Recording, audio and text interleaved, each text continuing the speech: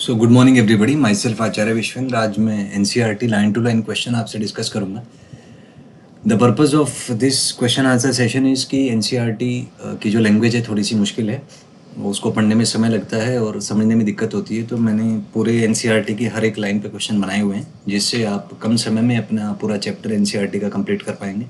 सो NEET students के लिए तो इट्स जस्ट लाइक अ बून, क्योंकि 2 या 3 घंटे में ही पूरा चैप्टर आपका कवर हो जाएगा। हर लाइन पे क्वेश्चन, इवन जो फुट नोट्स हैं, जो साइड के पॉइंट्स हैं, समरीज हैं, वो सब मैंने इसमें इंक्लूड किए हैं।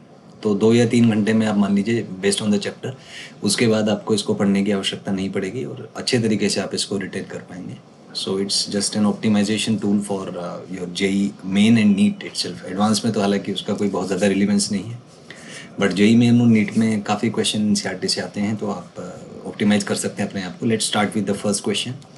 The first question is when we take off our synthetic clothes in winters we see a spark, we hear a crackle, both or none.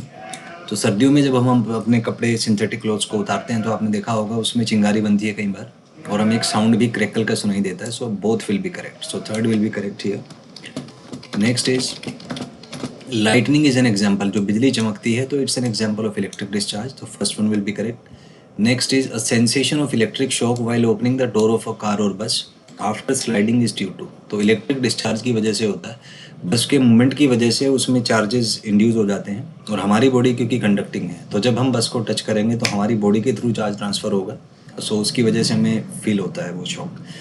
Next is electric current discharges through our body due to accumulation of charges due to rubbing of. तो obviously insulating surfaces की rubbing की वजह से charge आता है, क्योंकि अगर conducting surfaces होंगी तो चार्ज फ्लो कर जाएगा, तो एक्यूमुलेट होता है केवल इंसुलेटिंग सर्फेसिस पे। So first one will be correct here. Next is electric current discharges through our body due to generation of static electricity dynamic. तो ये स्टैटिक इलेक्ट्रिसिटी आ जाएगा, क्योंकि ये केवल एक मोमेंटरी पॉइंट के लिए होता है। The moment charge gets transferred, current gets stopped, so it's for static electricity. So first one will be correct. Next is static means anything that does not move with time, does not change with time, both. So it will be both.